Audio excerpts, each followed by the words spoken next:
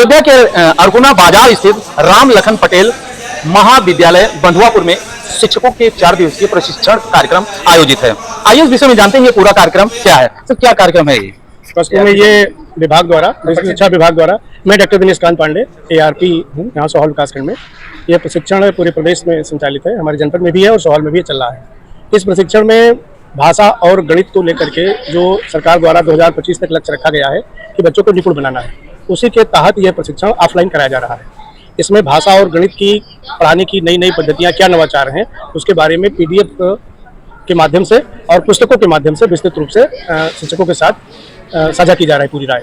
खास बात इसमें यह है कि इस बार भाषा की पुस्तकों के नाम बदल दिए गए हैं, उसको सारंगी कर दिया गया है कक्षा 1-2 पुस्तकों को, और गणित को आनंदमय गणित कर दिया गया है, और अंग्रेजी कक्षा 1 और 2 को मृदंग नाम दिया गया है। पूरा NCERT बेस्ड ये सिलेबस है, और अच्छी बात यह है कि इतना प्रभावशाली बनाया गया है उसको कि बच्चों को सुरुचिपूर्ण शिक्षा देने में शिक्षकों को जरा सभी कहीं कोई कठिनाई नहीं आएगी। इस साल भर में कितनी बार ये प्रशिक्षण का कार्यक्रम आयोजित होता है? 2 बार कम से कम होता है। ऑनलाइन तो चलता ही रहता है, लेकिन कम से कम वर्ष में 2 बार। वैसे प्रशिक्षण तो डायरेक्ट में लगातार चलते रहते हैं। क्या कठिनाई होती है लोगों को आने में? देखिए, हम लोग पूर्णतः एकेडमिक लोग हैं, हमारा काम है सपोर्टिव सुपरविजन करना, शिक्षकों को नवाचार देना और अच्छी गुणवत्तापरक शिक्षा कैसे दें, ये मेरा विषय होता है। शेष विषय प्रशासन का होता है। शिक्षकों पर देखा जाता है चुनाव का बोझ हो, तमाम बोझ हो, क्या क्या बोझ शिक्षकों के ऊपर आ जाते हैं कि जो एक शिक्षक के ऊपर पढ़ाई का दबाव रहता ही रहता है, अटेंडेंस का दबाव रहता है, जबकि आधुनिक जमाने में तमाम प्राइवेट स्कूल चुनौती दे रहे हैं, तो शिक्षक के ऊपर और क्या क्या दबाव रहते हैं? देखिए, दबाव तो है ही, लेकिन साथ में सुविधाएं भी बहुत हैं। आज आप देखेंगे कि पूरे प्रदेश में, क्या पूरे देश में NEP 2020 का जो विजन है, जो सिलेबस मॉड्यूल बनाया गया है, ऐसा किसी भी प्राइवेट संस्थानों में कदापि नहीं है। यहाँ पर जो पोस्टर्स दिए गए, गणित किट दी गई, संसाधन जो पुस्तकें इतनी लाजवाब दी गई कि उनको पढ़ा करके हमारे बच्चे बहुत जल्दी आने वाले समय में बहुत आगे जाएंगे। अभी तो सरकार ने भी व्यवस्था दी है कक्षा 6, 7, 8 के लिए नवाचार, मतलब उनको कौशल विकास की भी योजना दी जाए। ये सारी प्रक्रियाएं अब चल रही है। स्वास्थ्य की बात करें तो पुलिस विभाग हो या तमाम अन्य विभाग हो, उनके चेकअप की कैंप लगते रहते हैं। ऐसे क्या शिक्षा विभाग कभी शिक्षकों के स्वास्थ्य चेकअप की कभी कोई कैंप लगाने का प्रयास करता है या नहीं? यहाँ पर जैसे विकलांग बच्चों के लिए, जो दिव्यांग बच्चे हैं, उनके लिए जिला प्रशासन द्वारा, हमारे शिक्षा विभाग द्वारा तमाम तरह की सुविधाएं हैं। उसके लिए जिले स्तर पर, ब्लॉक स्तर पर, न्याय पंचायत स्तर पर ऐसे इक्विपमेंट्स दिए जाते हैं। इमरान भाई, आपसे जानना चाहेंगे, फ्रेम में आ जाइए, आपसे जानना चाहेंगे किन किन कठिनाइयों से शिक्षक गुजरते हैं? क्योंकि आप पत्रकार भी रह चुके हैं, आपने अपने मन से, अपनी आत्मा से क्या देखा, शिक्षकों को किन किन कठिनाइयों से गुजरना पड़ता है?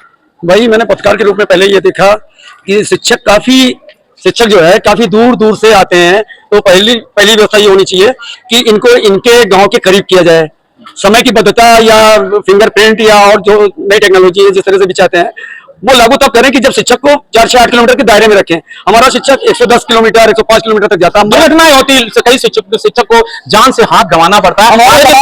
क्यों नहीं आवाज उठाते आप लोग? हमारा संगठन आवाज उठाता, सब कुछ उठाता है, लेकिन अब आवाज जाती कहाँ है आप लोगों की? अब आवाज कहाँ जाती है? आकाशवाणी में चली जाती है कि कहाँ जाती है? आए दिन आप खबरें सुनते हैं। अभी पिछले 2 हफ्ते 3 हफ्ते में 2 शिक्षकों की मौत हो गई। आए दिन हमारे शिक्षक साथी मर जाते हैं, उनके परिवार के बच्चे अनाथ हो जाते हैं, उनकी बीवियां और उनके बच्चे किस कठिनाइयों का सामना करते हैं। चलिए, पुलिस प्रशासन को दूर तैनाती इसलिए दे जाती है कि कहीं स्थानीय लोग प्रभावित ना कर सके, तो ऐसे में तो शिक्षक से कोई खतरा तो रहता नहीं।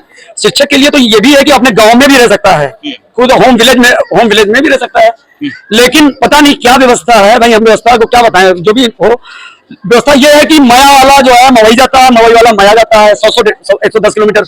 और आप ये सोचिए कि इतनी दूर जाना आना, 8 बजे के अंदर पहुंचना, और उसके बाद फिंगरप्रिंट और सारी चीजें, और 5 क्लास होते हैं। ये ऑनलाइन हाजिरी का विरोध क्यों करते हैं आप? हम लोग को कोई विरोध नहीं है, ऑनलाइन हाजिरी हो, हमको 10 मिनट, 15 मिनट, आधा घंटा पहले बुला लें, स्कूल टाइम से भी बुला लें, लेकिन हमको समायोजन हमारा ऐसा कुछ करें कि स्कूल हमारा करीब हो। उसके बाद जो सख्ती, चाहे सस्पेंड करें, चाहे जो कुछ करें, गलती हो जिसकी, इसका कोई फेवर नहीं करता। आप ऑनलाइन का कोई विरोध नहीं है। शिक्षा मित्र के जिलाध्यक्ष भी हैं और शिक्षकों के हमेशा लिए आवाज उठाते रहते हैं। शिक्षकों की जो तैनाती होती है उनके गांव के आसपास क्यों नहीं की जाती? तो स्तर के अंतर्गत जब बेसिक शिक्षा विभाग समायोजन करता है, शिक्षकों की नियुक्ति देता है, तो उसमें कोई तय नहीं है कि वो उनको अपने घर के करीब ही कहीं मिल जाए, या कभी कभी जिला के बाहर भी नियुक्तियां मिलती हैं, और उसके अंतर्गत हाउस रेंट भी दिया जाता है, चारे भी दिया जाता है। अब ये सामंजस्य बैठाना चाहिए कि जैसे इतना ही बजट खर्च किया जा रहा है, तो न्याय पंचायत स्तर पर एक आवासीय योजना करते हैं।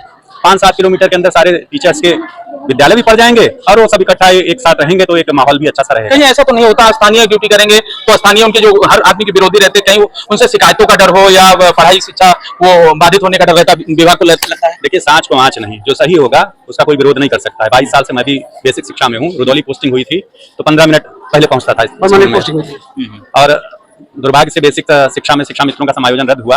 आज भी मैं विद्यालय समय से पहुंचकर सबसे पहला कार्य शिक्षण कार्य, उसके बाद संगठनात्मक कार्य, कोई विषम परिस्थितियों में कोई कार्य आया तो अनुमति लेकर के निकलता हूँ।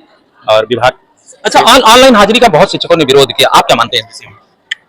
देखिए, ये तो नियम है कि हमें समय से पहुंचना चाहिए, हम इसका विरोध नहीं कर रहे हैं, लेकिन कभी परिस्थितियां ऐसी विषम होती हैं कि रेलवे फाटक बंद हो गया और कोई शिक्षिका जाम लग गया, वो नहीं पहुंचा, 15 मिनट 20 मिनट हो गया, उसका टाइम ओवर हो गया। तो दिक्कत ये है कि उनका एक दिन का जो वेतन कटता है, वो एक दिन के वेतन से उनकी इंक्रीमेंट तक रुक जाती है, बहुत बड़ा नुकसान हो जाता है आर्थिक रूप से उनका। तो ये मानसिक तनाव एक खोपड़ी पे बना रहता है, इसकी कोई ये जो प्रशिक्षण हो रहा है आप लोगों को, इसका कुछ मानदेय भी मिलता था, क्यों नहीं मिल रहा है इसका? जी हाँ, ये FLN प्रशिक्षण जो हो रहा था विगत 2 इससे पूर्व भी एक प्रशिक्षण हुआ, उसका कोई मानदेय नहीं निर्गत किया गया। 677 रुपए के आसपास ये प्रत्येक प्रशिक्षणार्थी को ये मानदेय प्राप्त होता है। पूरे जनपद में प्राथमिक शिक्षक और शिक्षा मित्रों को ये प्रशिक्षण कराया गया था। मैंने इस संबंध में श्रीमान जिला बेसिक शिक्षा अधिकारी महोदय से मुलाकात कर उनको ज्ञापन पत्र भी सौंपा है। 69,000 शिक्षकों के विषय में क्या प्रतिक्रिया है? रद्द कर दिया है सुप्रीम कोर्ट ने, उस पर क्या प्रतिक्रिया है? किसी की रोजी अगर लग जाए तो छीना ना जाए। शिक्षा मित्र ये दर्द बहुत अच्छी तरह महसूस करते हैं। कहीं उनकी हालत शिक्षा मित्रों जैसी ना हो जाए। कितना शिक्षा मित्र तक खत्म मेरी गई, अफसोस है, लेकिन दिल में तमन्ना नहीं कि उनकी जाए। कोई ऐसा रास्ता सरकार निकाले कि शिक्षा मित्र हो, अनुदेशक हो या ऐसे टीचर्स हो, वो कंपटीशन देके आए हैं। आपको लगता है कि घोटाला हुआ है? No comments. चलिए, यहाँ पर ये राम लखन महाविद्यालय अड़कुना है, अयोध्या जनपद का। यहाँ पर शिक्षकों का प्रशिक्षण कार्यक्रम चल रहा है। इनकी जो खट्टी मीठी जो बातें थी, दुख दर्द सुख, सारी बातों को हमने आपसे साझा किया। आप क्या सोचते हैं कमेंट बॉक्स में आप लोग जरूर बताइएगा। बहुत बहुत धन्यवाद।